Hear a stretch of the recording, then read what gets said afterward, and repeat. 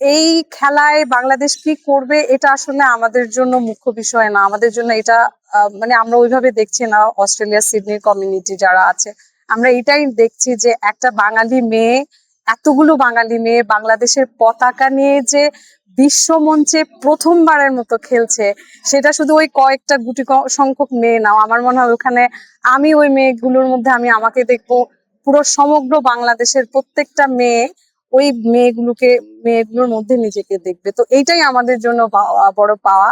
আর আমরা যেটা করছি, আমরা চেষ্টা করছি প্রত্যেকটা বাঙালিকে এই মেসেজটা দেওয়ার জন্য যে আসুন আমরা বাঙালি মেয়েদের পাশে দাঁড়াই, আমাদের পতাকার সাথে দাঁড়াই, আমাদের দেশের জন্য দাঁড়াই। 9 বারের চ্যাম্পিয়ন চায়না, তার সাথে বাংলাদেশ শক্তভাবে প্রতিপক্ষ হিসেবে লড়বে। আশা করি সেই খেলা বাংলাদেশ উত্তীর্ণ হবে এবং গোলের ব্যবধানে জয়লাভ করবে। আমি অস্ট্রেলিয়া থেকে আমাদের বাংলাদেশের সকল ভাইদেরকে খেলা যাওয়ার জন্য বিনীতভাবে অনুরোধ জানাচ্ছি। পাশাপাশি আমরা বাংলাদেশি কমিউনিটি অত্যন্ত আনন্দিত এবং উৎফুল্ল।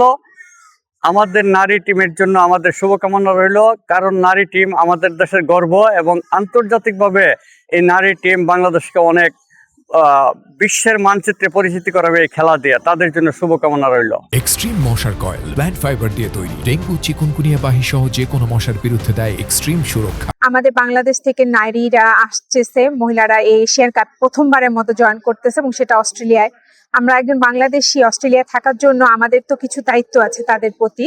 সেই হিসাবে আমরা কমিউনিটিতে সবাইকে খুব জানাচ্ছি যে সবাই আসো, সবাই খেলায় জয়েন করো, যাতে বাংলাদেশ থেকে যারা আসছে তারা যেন ফিল করে যে না, আমাদের এই বিদেশে আমরা একা না, বিদেশে আমরাও আছি তাদের পাশে।